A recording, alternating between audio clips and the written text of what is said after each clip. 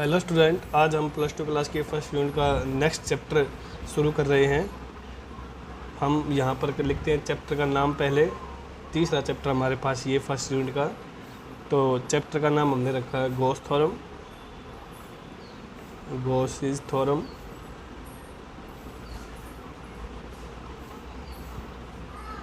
गॉसिस theorem. इसके अंदर हम गॉस थ्योरम के बारे में यहाँ पर हम इस चैप्टर के अंदर स्टडी करेंगे। तो गॉस एक वैसे साइंटिस्ट का नाम है और उसने जो है इलेक्ट्रिक फ्लक्स के ऊपर अपनी जो है एक डेफिनेशन के तौर पे और उसका प्रूफ के साथ में इसको दिया है और इसकी एप्लीकेशंस के वगैरह एप्लीकेशन के बारे में भी बताया है। यानी कि इलेक्ट्रिक फ्लक्स, यहाँ पर हमने एक वर्ड का नाम सुना इलेक्ट्रिक फ्लक्स। तो सबसे पहले हमने जो है इस चैप्टर के अंदर इलेक्ट्रिक फ्लक्स के बारे में पता होना चाहिए इलेक्ट्रिक फ्लक्स क्या होता है। तो चलिए पहले हम गॉस थ्योरम को करने से पहले हम इलेक्ट्रिक फ्लक्स को जान लेते हैं। इलेक्ट्रिक फ्लक्स जैसे ही हमें पता चलता है वैसे ही हम जो है बाद में गॉस थ्योरम को इसको प्रूव और गॉस थ्योरम के बारे में स्टडी करेंगे। तो पहले हम इलेक्ट्रिक फ्लक्स के बारे में जानते हैं। इलेक्ट्रिक फ्लक्स क्या होता है? इलेक्ट्रिक फ्लक्स, इलेक्ट्रिक फ्लक्स के अंदर मैं एक बार डेफिनेशन लिखता हूँ। डेफिनेशन के अकॉर्डिंगली हम यहाँ पर स्टडी करेंगे इसकी। Electric flux,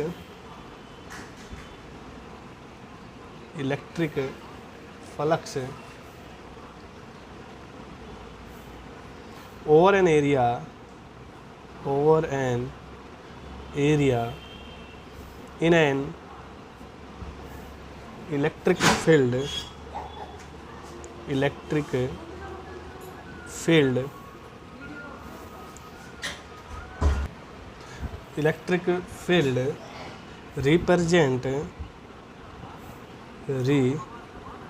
represent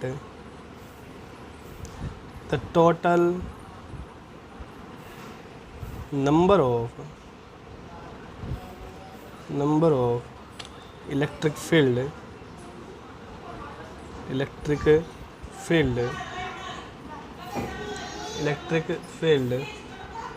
line crossing this area normally। क्या बोलता है? इलेक्ट्रिक फ्लक्स जो है हमारा, इलेक्ट्रिक फ्लक्स जो है over an area is an electric represent, यानी इलेक्ट्रिक फ्लक्स जो है वो किसी भी क्लोज एरिया के अंदर हम यहाँ पर रिप्रेजेंट करते हैं। Electric flux over an area, किसी भी एरिया के ऊपर। Electric field represent the total number of electric lines crossing the area normally. मान लीजिए इस डेफिनेशन को भाई, एक बार डेफिनेशन को जो है हम एक बार डायग्राम के हिसाब से समझते हैं। हमने कोई एक सरफेस एरिया ले लिया, मान लीजिए ये हमने कोई सरफेस एरिया लिया। क्या कहा है कि हमने यहाँ पर जो है एक एरिया लेना है।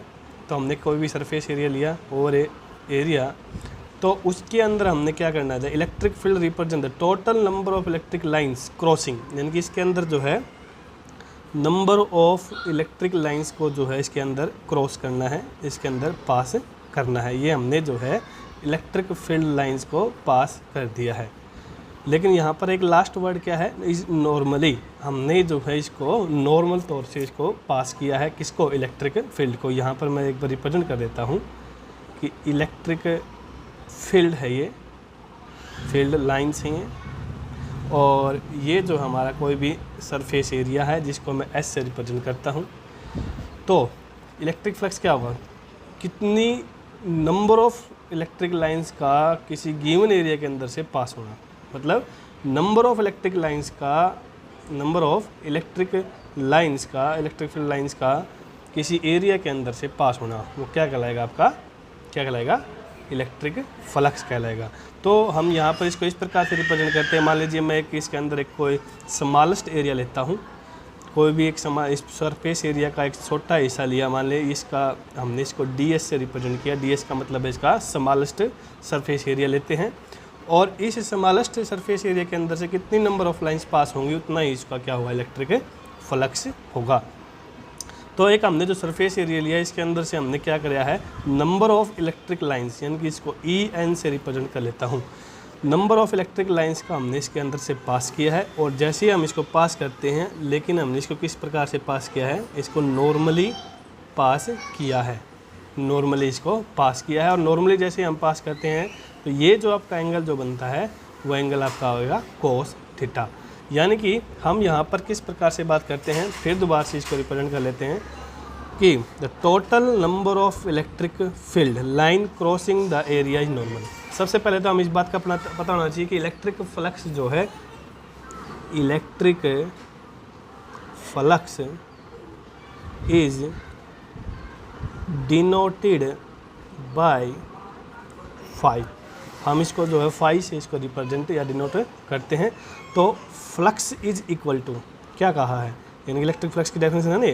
तो electric flux is equal to number of electric field, क्या है, number of electric field line crossing the area, crossing the area कि इस एरिया के अंदर से कितनी नंबर ऑफ लाइन जो पास हुई हैं, क्रॉसिंग द एरिया, ds से हम यहाँ पर रिप्रेजेंट करते हैं।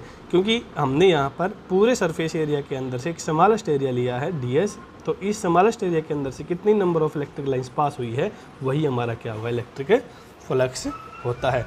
अब जैसे ही हम यहाँ पर रिप्रेजेंट करते हैं En को, यानी कि नंबर ऑफ इलेक्ट्रिक लाइंस को, तो नंबर ऑफ इलेक्ट्रिक लाइंस जैसे ही रिप्रेजेंट करते हैं तो ये आएगा कि यहाँ पर हमने क्या किया है, normally area is the, normally हमने यहाँ पर पास किया है तो E cos थीटा, क्योंकि हमने जो है एंगल भी रिप्रेजेंट करना होगा कि नंबर ऑफ लाइंस जैसे ही पास होती है, नंबर ऑफ लाइंस के अंदर जो आपका एंगल बनता है वो नॉर्मल एंगल हमने लेना है। और क्योंकि वो एक्स एक्सिस के हिसाब से हमने इसको नॉर्मली पास किया है, और जैसे हम इसको पास करते हैं तो हमने यहाँ पर एंगल लेते हैं कोस थीटा। तो जैसे ही हम इस En की जो वैल्यू है वो अगर फ्लक्स के अंदर रखते हैं तो क्या आएगा हमारे पास, flux is equal to En की जगह हम टेक देंगे E cos थीटा और ds। और जैसे ही हम यहाँ पर flux is equal to E cos, यानी कोस थीटा को जैसे ही हटाते हैं तो हमारे पास क्या आता है, डॉट प्रोडक्ट जो हमारे पास आ जाता है। तो हमारे पास वैल्यू क्या आती है, E डॉट ds। तो ये है हमारी इलेक्ट्रिक फ्लक्स की value.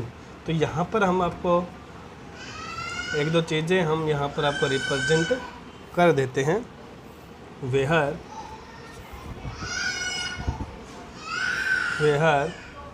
Theta is the angle between electric and smallest जो सरफेस एरिया लिया है, surface for a non uniform surface, total electric flux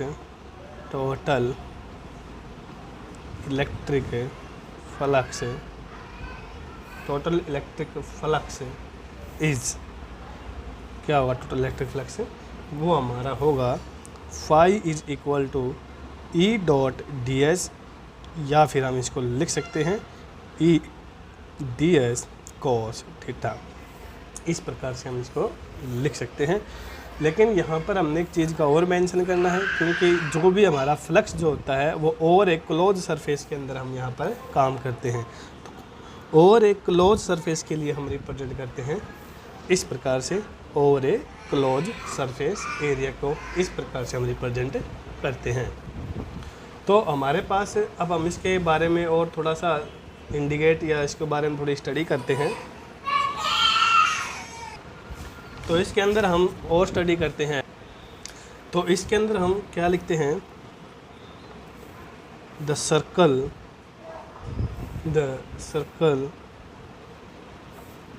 on the integral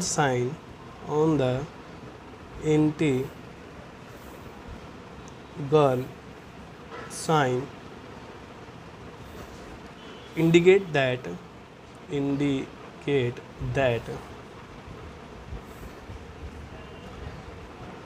the surface of integration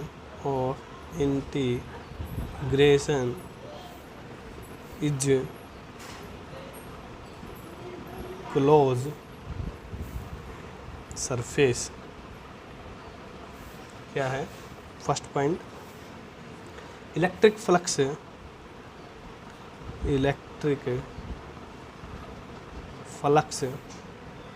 is a scalar quantity. Number 2, for a close surface,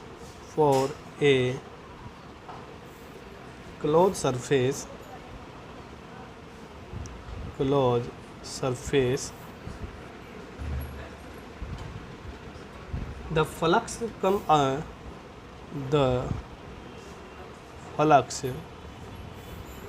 comes outside from the surface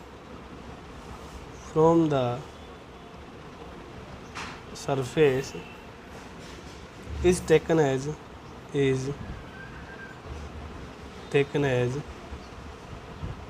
positive, and the flux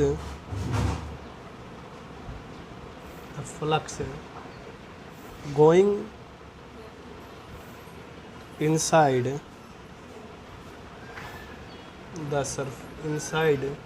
to the surface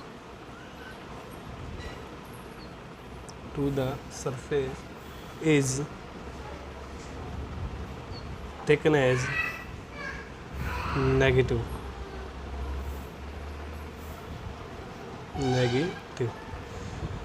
मतलब इसका क्या है कि हमने जब भी कोई surface area जब लिया है तो सरफेस एरिया के अंदर मान लीजिए ये हमारा कोई भी सरफेस एरिया है, तो इस सरफेस के अंदर से एक तो ये है कि यहाँ से आपका इनसाइड और यहाँ से जो हम करते हैं क्या आउटसाइड द सरफेस के बारे में बात करते हैं। यानी किसी सरफेस एरिया के अंदर से इनसाइड एंड आउटसाइड, यानी कि सरफेस एरिया से जब हम बाहर की तरफ अगर इलेक्ट्रिक फील्ड को निकालते हैं, यानी for a close surface flux come outside from the surface, यानी कि सरफेस से जब बाहर की तरफ आपका फ्लक्स जब हम निकालते हैं तो उसको हम पॉजिटिव में रखेंगे, और या फिर अगर हम इसके अंदर फ्लक्स को इनसाइड यानी कि अंदर की तरफ अगर निकालते हैं या टेकते हैं तो या फिर इसके मेंशन करते हैं, तब हम उसको क्या लिखेंगे, नेगेटिव साइन को रिप्रेजेंट करेंगे। क्योंकि हमारे पास मान लीजिए सरफेस एरिया है तो इलेक्ट्रिक फील्ड मान लीजिए यहाँ से आपकी एंटर होती है और जैसे यहाँ से इनसाइड अंदर की तरफ जाती है तो जाने अंदर की साइड का अगर हम निकालते हैं तो नेगेटिव साइन, और अगर ये यहाँ से बाहर की तरफ अगर निकलती है तो उसको हम क्या लिखेंगे, पॉजिटिव साइन से रिप्रेजेंट करते हैं। तो ये हमारा इलेक्ट्रिक फ्लक्स के बारे में स्टडी थी, और अब हम यहाँ पर करते हैं नेक्स्ट टॉपिक। नेक्स्ट टॉपिक हमारा है Gauss theorem. Gauss theorem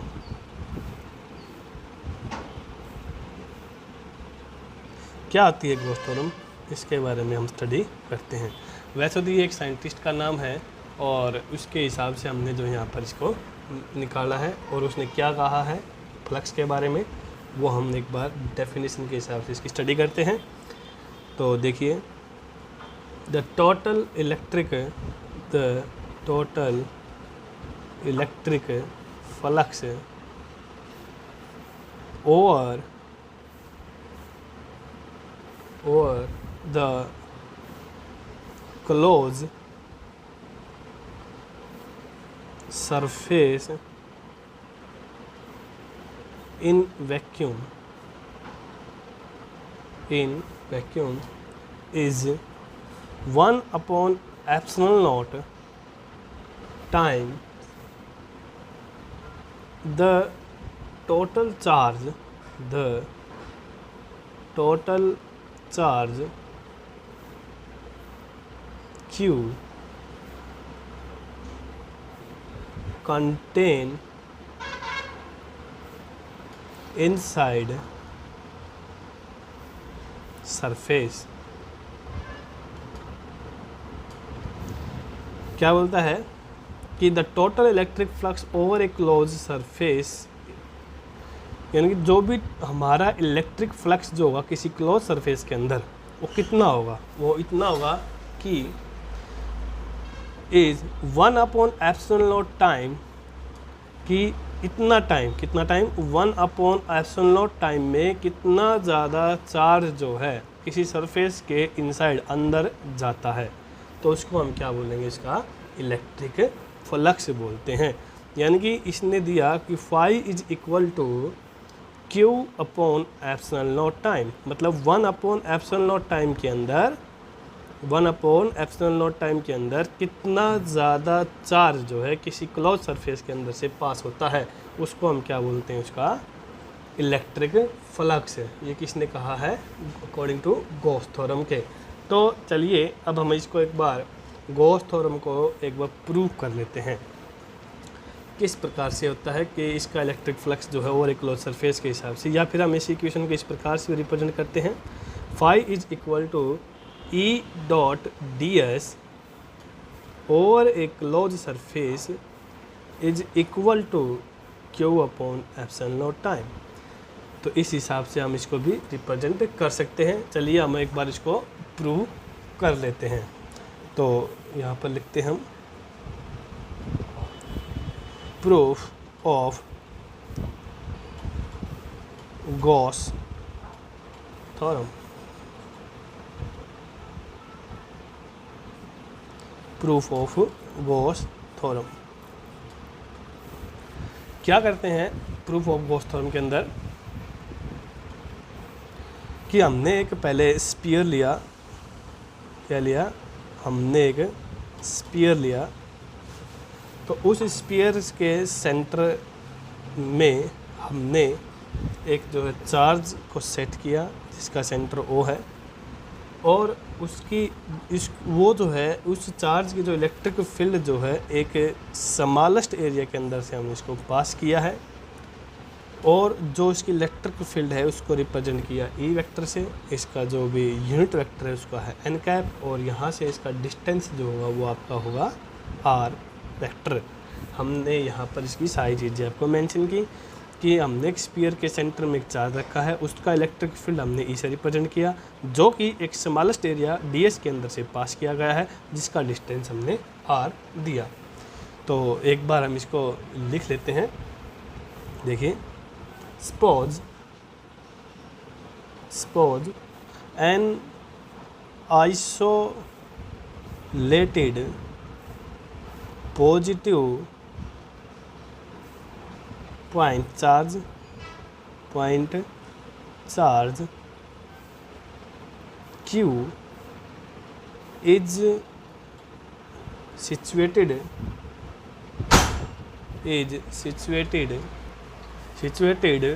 at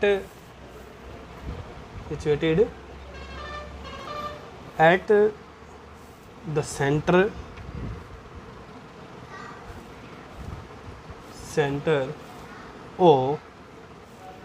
of a sphere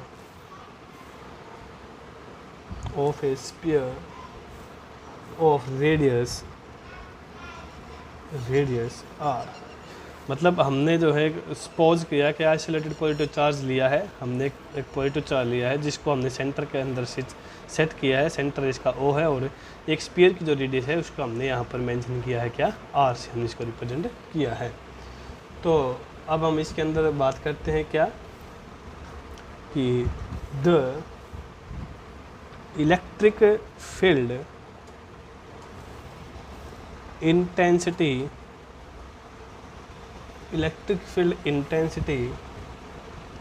at any point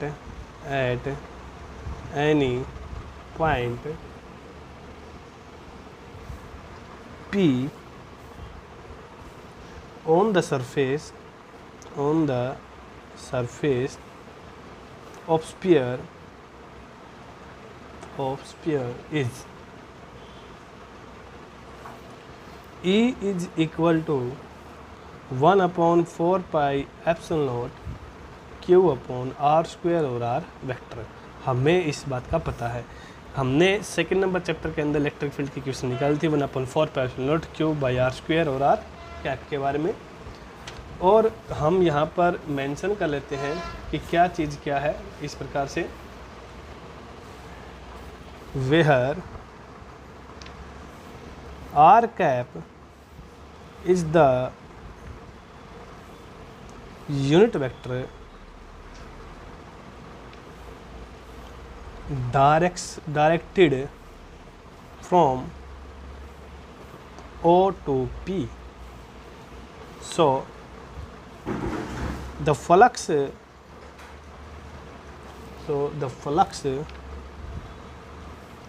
over the area element is, हमने यहाँ पर क्या किया कि where r cap is the unit vector directed by O to P. हमने जो है यहाँ पर r cap एक यूनिट वेक्टर लिया है, क्या लिया है, r cap जो है क्या लिया है, यूनिट वेक्टर लिया है, जो कि O to P की डायरेक्शन को आपको मेंशन करता है। तो इसका जो एरिया ऑफ एलिमेंट के हिसाब से इसका जो फ्लक्स जो होगा वो हम देखते हैं कि d phi is equal to, हमने फ्लक्स की इक्वेशन फर्स्ट नंबर टॉपिक के अंदर पढ़ा है कि ई डॉट डी एस से हम इसको रिप्रेजेंट करते हैं। और क्योंकि जैसे ही मैं डॉट प्रोडक्ट को हटाता हूँ तो हमारे पास इक्वेशन आती है E D s cos theta. इस प्रकार से हम इसको ले सकते हैं, डॉट प्रोडक्ट को हटाते हैं तो कोस थीटा आएगा। और इलेक्ट्रिक फील्ड की इक्वेशन हमें पता है, ये हमारे पास इलेक्ट्रिक फील्ड की इक्वेशन है। तो d phi is equal to, electric field की इक्वेशन देखिए हमने 1/4 pi epsilon naught q upon r square और आर कैप, ये डी एस और ये हमारे पास कोस थीटा। हमने सारी इक्वेशन देखी, ई की जगह पे हमने क्या देखा, ये 1/4 pi epsilon naught q by r square और आर कैप और डी एस और कोस थीटा। अब हम यहाँ पर जो है यूनिट वेक्टर जो हमने आर कैप ली है इसको, यानी कि हम यहाँ पर कोई डायरेक्शन को मेंशन ना करते भी यूनिट वेक्टर को हम एक बार नेगलेक्ट कर देते हैं, कैंसिल कर देते हैं। तो d phi is equal to 1/4 pi epsilon naught q upon r square d s cos 0 degree से हम यहाँ पर रिप्रेजेंट करते हैं।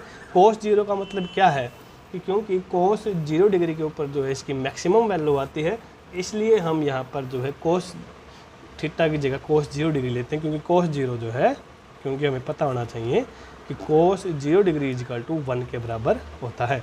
तो यानी कि d phi is equal to 1/4 pi epsilon naught q upon r square और डी एस। यहाँ पर हमारे पास इक्वेशन बनती है ये। अब इसके हिसाब से हम जो इसका इलेक्ट्रिक फ्लक्स जो है वो निकालते हैं। देखिए हमारी जो इक्वेशन बनती है वो मैं एक बार यहाँ पर नया पेज पर एक बार फिर दोबारा से लिख देता हूँ। D phi is equal to 1/4 pi epsilon naught q upon r square और हमारे पास बचता है डी एस। ये हमारे पास लास्ट पेज के ऊपर इक्वेशन बनी थी। तो अब हम इसका टोटल इलेक्ट्रिक फ्लक्स निकाल लेते हैं। So total electric flux over the entire surface of sphere is क्या है, हमें पता होना चाहिए कि टोटल इलेक्ट्रिक फ्लक्स को जैसे ही हम निकालते हैं तो मान लीजिए हमने यहाँ पर टोटल ओवर फ्लक्स निकाला तो वो हम इसको इस प्रकार से लिख सकते हैं, over a close surface E dot D S ये है। और यदि हम इसके अंदर इक्वेशन को लिखते हैं तो हम यहाँ पर इस प्रकार से इसको रिप्रेजेंट कर सकते हैं कि इस इक्वेशन का जो हम क्या कर लेते हैं, इंटीग्रेशन कर लेते हैं ओवर ए सरफेस एरिया के हिसाब से। तो हमने क्या किया कि इस डी फाई का जो हो क्या होगा, फाई से रिप्रेजेंट हो जाएगा, टोटल इंटीग्रेशन करना है, इसका इंटीग्रेशन करेंगे ओवर ए सरफेस एरिया तो 1/4 pi epsilon naught q upon r square और डी एस इस प्रकार से। तो यहाँ पर जो स्मॉलेस्ट वैल्यू वो किसकी है, डी एस की। तो हम यहाँ क्या लिखेंगे, phi is equal to 1/4 pi epsilon naught q upon r square और यहाँ पर क्या होगा ओवर ए क्लोज सरफेस किसका, डी एस का। क्योंकि हमने वहाँ पर क्या लिया है, स्पीयर लिया है। तो एरिया ऑफ स्पीयर किसके बराबर होता है, वो हमारा बराबर होता है 4 पाई आर स्क्वायर का। तो हम यहाँ पर क्या लिखेंगे 1/4 pi epsilon naught q upon r square और इसका क्या होगा, एरिया ऑफ स्पीयर क्या हो गया 4 पाई आर स्क्वायर के बराबर होता है। लिख देता हूँ मैं, एरिया ऑफ स्पीयर किसके बराबर होता है 4 पाई आर स्क्वायर, इसका हमें पता होना चाहिए।